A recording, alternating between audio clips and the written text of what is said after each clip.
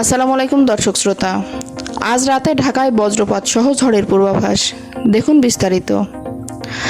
আজ সোমবার সকাল ৯টার পর থেকে রাত ১২টার মধ্যে ঢাকা নগরীর উপর দিয়ে বজ্রপাত সহ কালবৈশাখী ঝড় অতিক্রম করতে পারে বলে জানিয়েছেন কানাডা ভিত্তিক আবহাওয়া বিশেষজ্ঞ মোস্তফা কামাল পলাশ।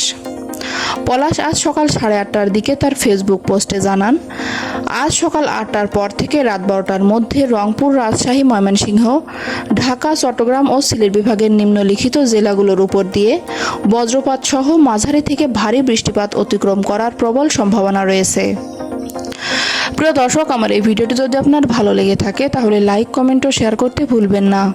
আর সবার আগে এমন সব গুরুত্বপূর্ণ তথ্য পেতে চাইলে আমার চ্যানেলটি অবশ্যই সাবস্ক্রাইব করে বেল আইকনটি বাজিয়ে রাখুন। ধন্যবাদ। কোন বিভাগের কোন কোন জেলায় বৃষ্টি হতে পারে দেখে নিন। রংপুর বিভাগের পঞ্চগড়, ঠাকুরগাঁও, দিনাজপুর, নীলফামারী, লালমনিরহাট ও রংপুর জেলা। ময়মনসিংহ বিভাগের শেরপুর, জামালপুর, নেত্রকোনা, ময়মনসিংহ জেলা। সিলেট বিভাগের সুনামগঞ্জ, সিলেট ও মৌলভীবাজার জেলা। রাজশাহী বিভাগের জয়পুরহাট, চাঁপাইনবাবগঞ্জ, নওগাঁ, বগুড়া ও সিরাজগঞ্জ জেলা।